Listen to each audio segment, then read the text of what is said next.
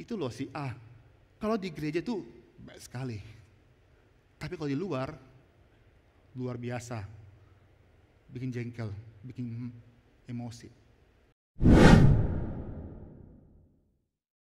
Nas kita terambil dari Matius pasal 4 ayat 18 sampai 22.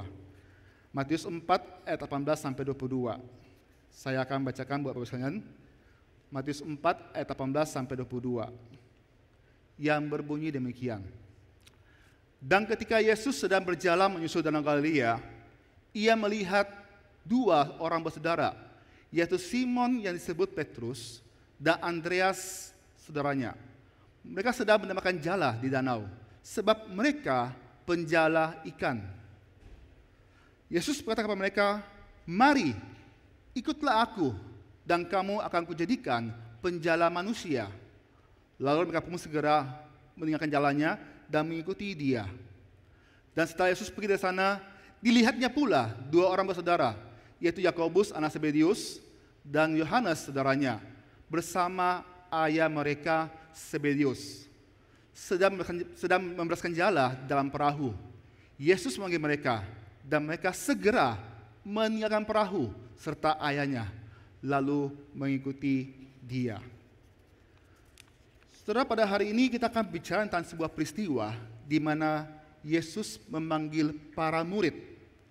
Nah, saudara, yang perlu kita perhatikan hari ini adalah di dalam tradisi waktu itu, yaitu tradisi Yahudi, untuk menjadi seorang rabi atau guru, maka seorang murid harus mencapai sebuah standar tertentu baru bisa disebut sebagai seorang guru atau rabi.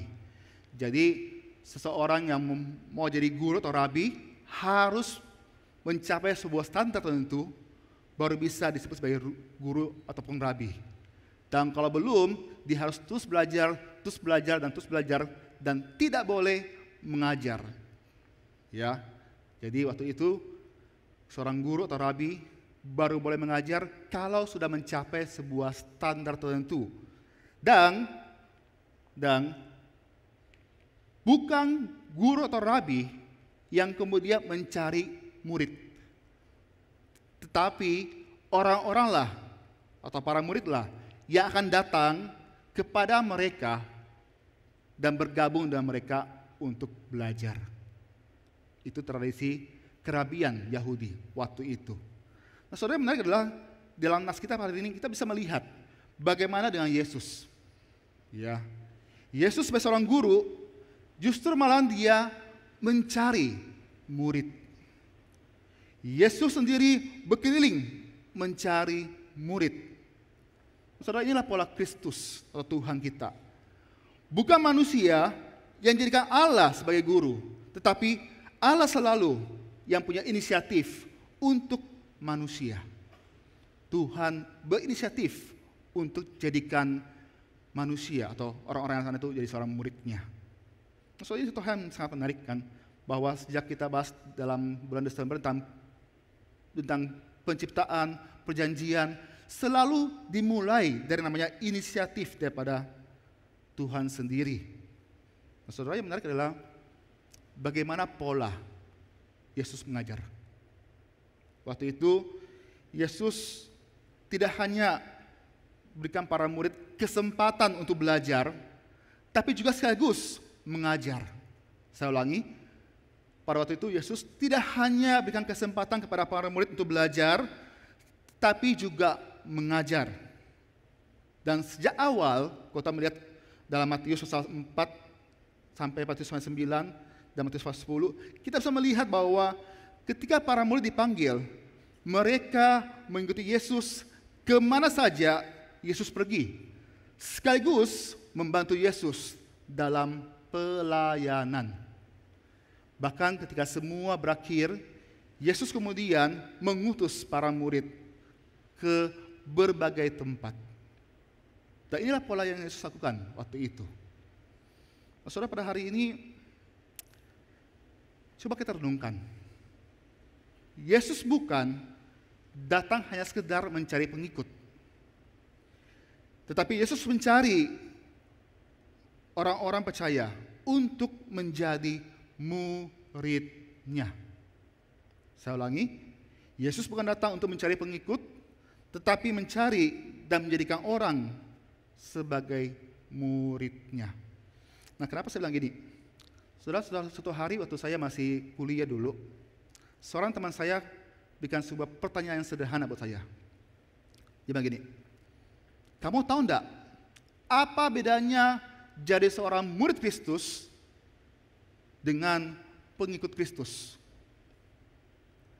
Apa bedanya jadi seorang murid Kristus dengan pengikut Kristus? Saudara, saya waktu itu sadar. Setelah belasan tahun di gereja, dan 2 tahun resmi punya KTP agama Kristen, saya udah tahu apa bedanya ya antara seorang murid Kristus dan pengikut Kristus. Apa bedanya? Sama kayak ini, cuma beda istilah aja, pengikut dan murid. Tapi waktu itu saya kemudian melihat gini, ada sebuah realita tentang kekristenan, dan itu sampai hari ini masih ada. Ada berapa banyak hari ini orang-orang ke gereja setiap minggu?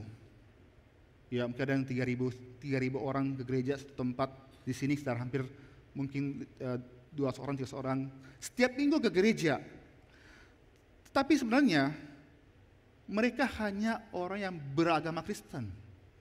Artinya, karena negara ini adalah negara yang percaya pada Tuhan, maka negara ini ada namanya agama. Dan Kristen adalah salah satu agama yang bisa dipilih. Jadi mereka beragama Kristen karena kita harus punya agama di negara ini. Atau mereka karena kebetulan hampir semua keluarga dia, papa mamanya, neneknya, angkonnya, sepupunya, kebetulan ke gereja. Maka dia pun juga ikut ke gereja.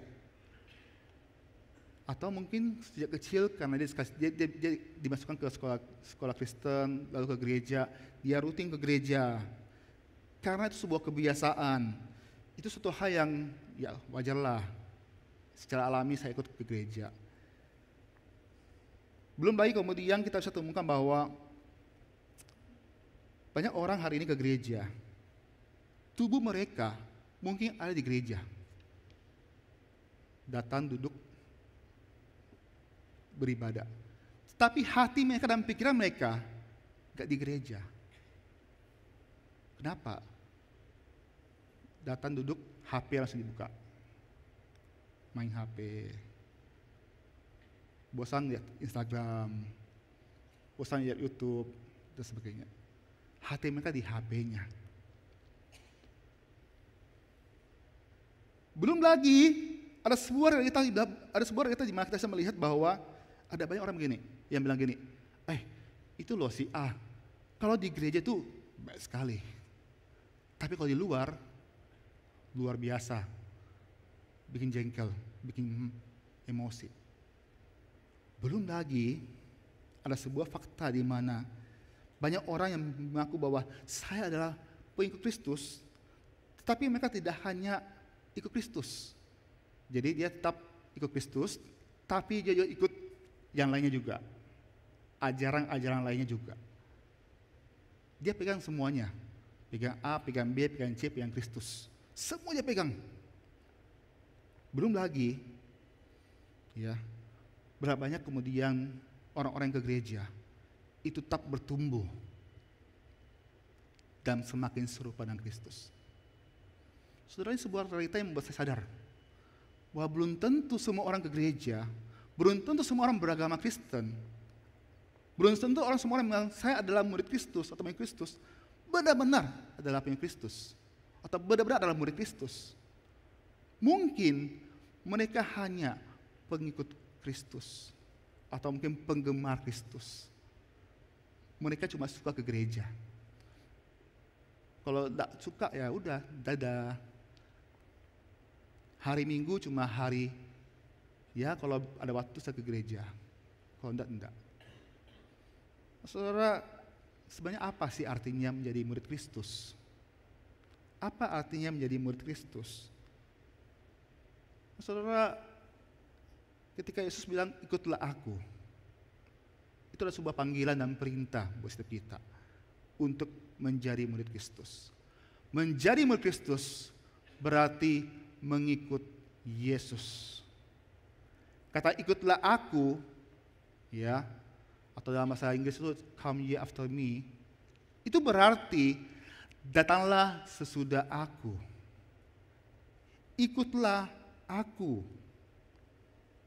Artinya, murid itu harus bersama dengan gurunya, dia tinggal dengan gurunya bersama-sama, dia belajar pada gurunya, dan dia meniru bagaimana kehidupan sang guru. Jadi waktu itu konteksnya adalah murid ketika dipanggil oleh Yesus itu adalah dia akan tinggal sama gurunya, dia akan ikut kemanapun Yesus pergi, dia akan belajar dari Yesus, dan dia akan kemudian meniru gaya hidup sang guru yang ada. Karena itu bagi siapapun yang mau ikut Yesus, itu adalah sebuah panggilan atau perintah yang sangat serius. Ya, sangat serius. Tapi seringkali hal ini kita lupakan. Ya, kita mudah lupa. Yesuslah yang harusnya berjalan di depan kita dan kita ikut dia, tapi kita lupa. Seringkali kita balik. Kita yang mau jadi di depan Yesus dan Yesus ikut kita. Saudara, satu contoh yang kita bisa temukan di Alkitab adalah pada waktu Yesus sharingkan bahwa dia akan pergi ke Yerusalem untuk kemudian mati dan disalibkan sana. Maka Petrus bilang, sekali-sekali jangan itu terjadi Tuhan. Dan Yesus bilang apa? Enyalah. Saudara, Petrus mencoba untuk menahan Yesus. Petrus mencoba untuk menginterupsi Yesus. Dan Yesus bilang apa? Enyalah. Nah, seringkali kehidupan sehari-hari kita suka sekali tidak mau ikuti apa yang Tuhan mau.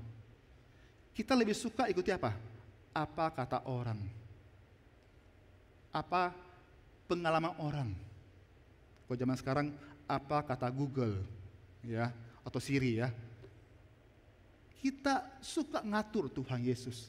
Tahu bahwa kita harus datang beribadah pada Tuhan, kita bilang, oh enggak harus sih. Tuhan mengerti kok. Tahu bahwa kita harus baca firman Tuhan, tapi kita bilang, enggak apa, Tuhan mengerti kok. Beberapa sering kita sama-sama hari ini sudah tahu kebenaran firman Tuhan, tapi kita tidak mau mentaatinya. Justru malahan kita suka menggantikan Yesus sebagai guru. Dan kita tidak sungguh-sungguh mentaati apa yang Tuhan mau. Saudara, pada hari ini kita suka yang namanya berkat Tuhan. Tapi kita tidak suka dengan apa yang menjadi pimpinan dia dengan sungguh-sungguh. Kita selalu berpikir dalam kemampuan kita sendiri. Karena itulah hari ini saya bilang bahwa yuk, jujur, saya sendiri pun juga susah, ya. Tapi yuk belajar bersama. Untuk apa? Untuk terus mengikuti apa yang menjadi pimpinan Tuhan Yesus buat kita. Dan ketika Yesus bilang bahwa ikutlah aku, maka jangan lupa tuh hal. Bahwa Yesus berkata kepada mereka, mari ikutlah aku dan kamu akan kujadikan penjala manusia. Menjadi murid Kristus juga berarti apa? Menjalankan misinya. Menjalankan misinya. Yesus tidak berhenti hanya pada kata, ikutlah aku. Dia tambahkan langsung kata, kamu akan kujadikan penjala manusia. Saudara, itulah alasan kenapa Tuhan memanggil para murid. Ikutlah aku dan kamu akan kujadikan penjala manusia. Itulah arti seorang murid. Bukan cuma sekedar belajar. Tapi kita belajar supaya nanti kita semua dapat menjadi seorang yang mengajar. Dapat menjadi seorang yang kemudian menceritakan tentang Tuhan. Dan bahkan kita pun juga jika orang lain sebagai murid Kristus. Saudara masih ingat enggak Matius 28 ayat 19 sampai 20a? Masih tahu? Matius 28. Inilah sebuah perintah yang luar biasa, bukan? Karena itu, pergilah, jadikanlah semua bangsa muridku, dan baptislah mereka dalam nama Bapa dan Anak dan Roh Kudus, dan ajarlah mereka melakukan segala sesuatu yang telah kuperintahkan kepadamu. Saudara, ini satu hal yang sangat penting, saudara. Menjadi murid Kristus, tidak lupa akan misi Kristus, jadikan kita muridnya. Kita dipanggil Tuhan untuk menjadi murid dan ceritakan tentang Kristus kepada orang lain. Saudara, mungkin banyak yang pikir gini, wah, untuk bicara tentang Injil kepada orang lain, kayak itu tugasnya hamba Tuhan deh. Bukan saya gak mampu. Saudara, saya pun juga jujur ya, waktu saya sadar akan hal ini, saya tahu bahwa saya tidak cukup jadi orang Kristen atau murid Kristus. Saya juga suatu hari kelak harus belajar untuk bicara tentang Kristus pada orang lain. Tapi waktu itu saya jujur gini, Tuhan, saya ini masih banyak gak tahu. Tuhan, saya tidak pintar bicara Tuhan. Kalau ngomong tuh kumur-kumur. Tuhan, saya punya banyak kelemahan, saya kurang percaya diri. Jujur, itu yang saya alami waktu itu. Saya tidak bisa Tuhan. Tapi saya tahu Tuhan bahwa ini yang Tuhan mau. Waktu Tuhan panggil saya jadi seorang murid Kristus. Saudara, waktu itu saya belum berpikir jadi hamba Tuhan ya. Enggak. Saya coba pikir gini, seorang murid harus bicara tentang Injil Kristus kepada orang lain. Seorang murid harus bicara tentang bagaimana dia berjumpa dengan Kristus kepada orang lain. Seorang murid harus cerita tentang hal itu kepada orang lain. Kalau mau jujur, paling minimal adalah hari ini ketika Anda berkeluarga, sebagai seorang ayah, saya harus belajar cerita tentang Kristus kepada anak saya. Saya harus cerita tentang Kristus kepada saudara, istriku, dan sebagainya. Saya harus bicara tentang Kristus yang telah menolong saya sampai hari ini. Dalam pertemanan saya, sehari-hari pun, di kuliah, di kerja, saya harus bicara tentang Kristus. Saya harus ingatkan, bro, jangan lupa ada Tuhan Yesus buat kamu. Saudara, panggilan yang menjalankan misinya bukan berarti bahwa semua orang harus jadi hamba Tuhan atau pendeta. Tidak. Tapi panggilan ini tentang bagaimana kita yang telah mengenal Kristus, kita kenalkan Kristus kepada orang lain. Inilah yang Tuhan panggil kita. Menjadi murid Kristus yang menjalankan misinya. Saudara, mungkin saya lemah, saya tidak mampu, saya tidak sanggup. Karena itulah saya bilang sama Tuhan, kalau memang Tuhan izinkan, tolong saya. Dan saya bersyukur pada Tuhan bahwa sekali lagi kita harus sadar.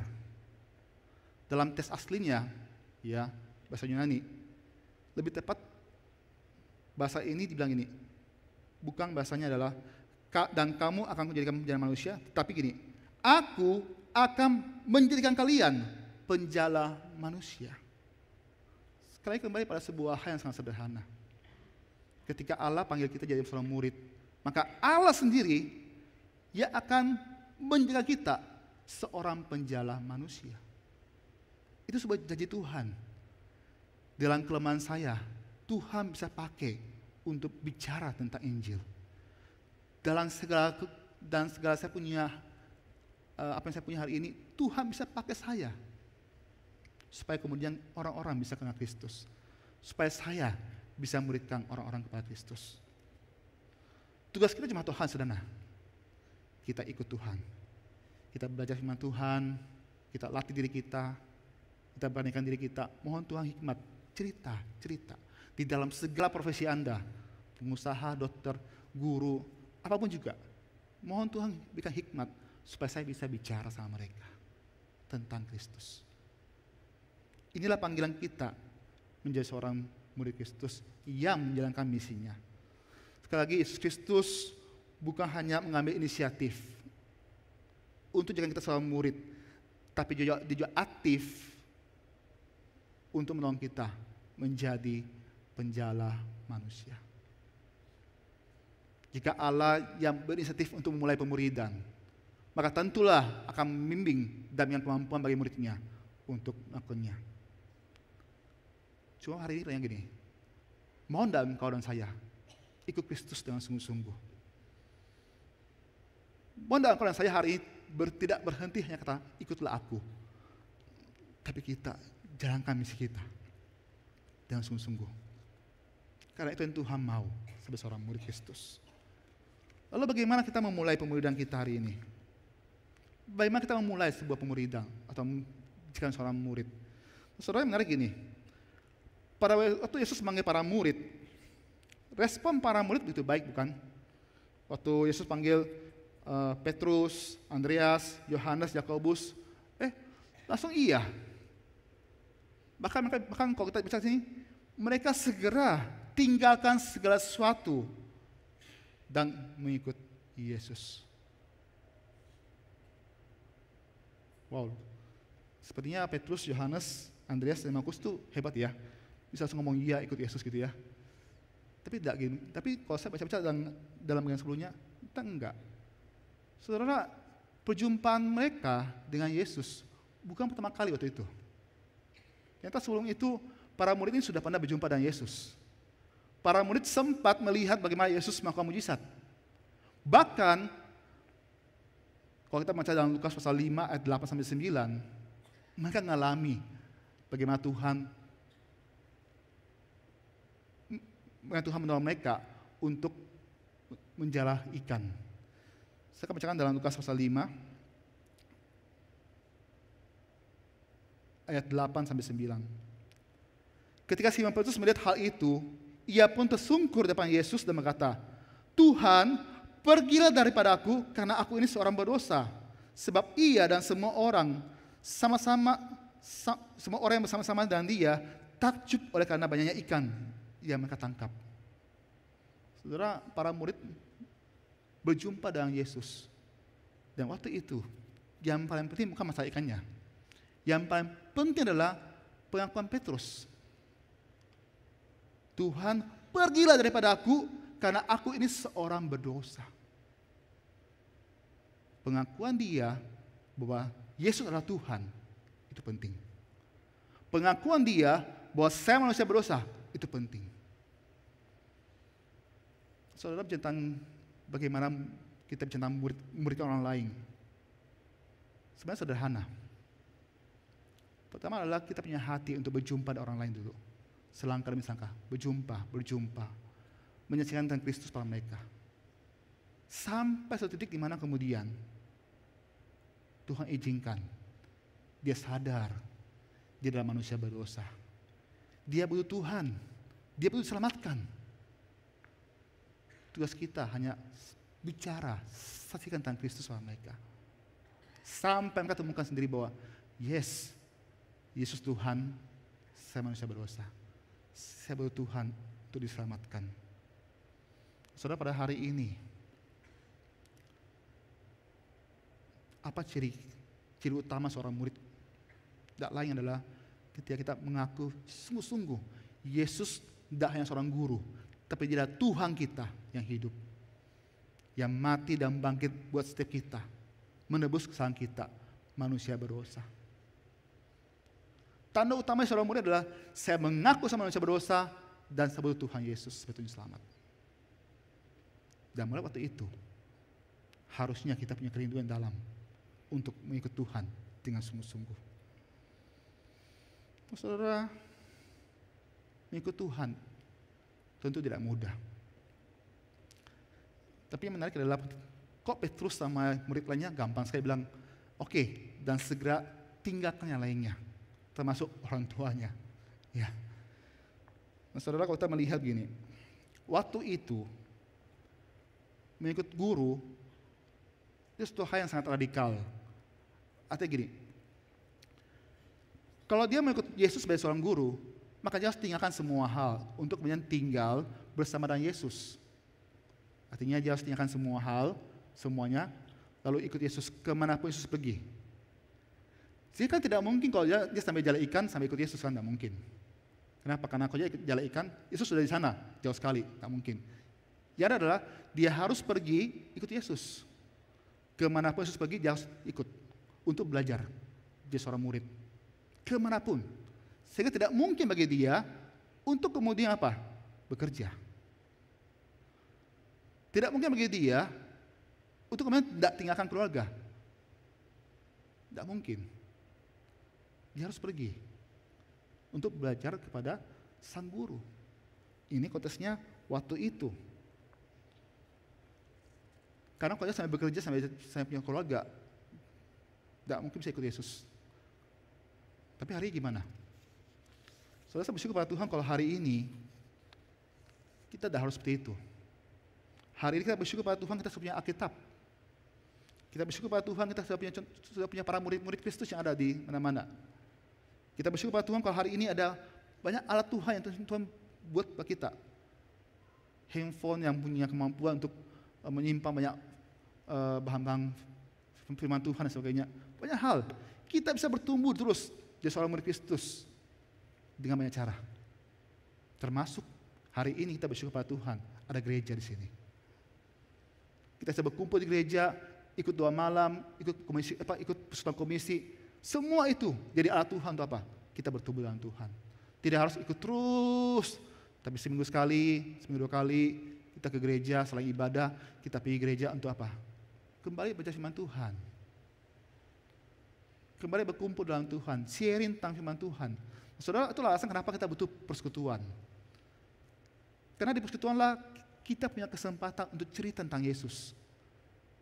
Contoh gini, berapa banyak kemudian ketika kita kumpul di sebuah komisi, kayak KWD, gimana ya, datang, gimana, kemarin saya sakit loh, yang sakit, tapi saya jatuh kemarin juga. Puji Tuhan, Tuhan sembuhkan saya. Tuhan itu baik. Nah waktu itu ngomong gitu, itu suatu hal yang sangat baik. Karena kita belajar untuk apa? Bicara tentang Tuhan Yesus dari kita. Meskipun sangat dangkal. Tapi tempat kita bersekutu, berlatih, dan saling menguatkan. Mendoakan sama-sama. Untuk apa? Untuk jalankan misi Tuhan. Penjala manusia bukan pemancing. Penjala manusia kita sama-sama bersatu, kita sama-sama menjaga jiwa. Saudara, karena itu kita hari ini bersyukur karena kita punya banyak kesempatan tempat untuk bertumbuh dalam Tuhan. Nah, saudara, poin penting adalah gini. Bukan berarti kita harus tinggalkan pekerjaan kita untuk jadi murid Kristus. Tetapi kalau kita terus bekerja dan bekerja sampai lupa bahwa kita harus bertumbuh dalam Tuhan, itu masalahnya. Saya ulangi ya. Ketika kita bicara tentang pekerjaan, bukan berarti bahwa Tuhan tidak mau kita bekerja. Tuhan mau. Justru dalam pekerjaan kita, Tuhan mau kita jadi saksi sana juga. Tetapi, kalau kita terus bekerja dan terus bekerja, sampai terlupa bahwa kita harus bertumbuh dalam Tuhan, maka hati-hati. Karena panggilan kita jadi murid Kristus adalah ikut Dia, bertumbuh dalam Dia, dan jalankan misinya Dia. Dan kalau kita terlalu sibuk bekerja, sampai lupa hal itu, hati-hati. Seorang murid akan berjuang keras untuk mengatur waktunya dan hidupnya, supaya saya bisa bertumbuh dalam Tuhan, jadi seorang murid Kristus yang sejati. Pekerjaan dia adalah pemberian Tuhan, dan Tuhan tidak mau kasih pekerjaan yang membuat kita akhirnya tidak bisa bertumbuh dalam Tuhan. Itu pilihan sebenarnya. Bagaimana dengan murid-murid yang kemudian tinggalkan orang tuanya atau istrinya? Saudara, bukan berarti bahwa ikut Kristus juga kita kemudian harus tinggalkan istri, anak, dan orang tua. Tidak. Tetapi sekali lagi poinnya adalah gini. Jangan sampai karena keluarga kita lupa bertumbuh dalam Tuhan. Jangan sampai karena kita sibuk ngurus keluarga, kita lupa. Sebagai seorang murid, saya harus terus ikut Tuhan, saya harus terus bertumbuh dalam Tuhan, saya harus jalankan misi Tuhan. Jangan lupa hal itu. Hal ini banyak kemudian orang Kristen yang kemudian terlalu sibuk dengan ngurus pekerjaannya dan keluarganya dia. Sampai kalaupun ke gereja pun juga, kadang-kadang cuma datang duduk dan pulang. Seolah tidak apa-apa, tidak bertumbuh dalam Tuhan. Jangan. murid harus terus bertumbuh. Karena itu adalah pentingnya kenapa kita perlu saat teduh, berdoa di rumah. Itu alasan kenapa kita perlu sama-sama mungkin angkat telepon sebentar, telepon teman kita. Apa kabar?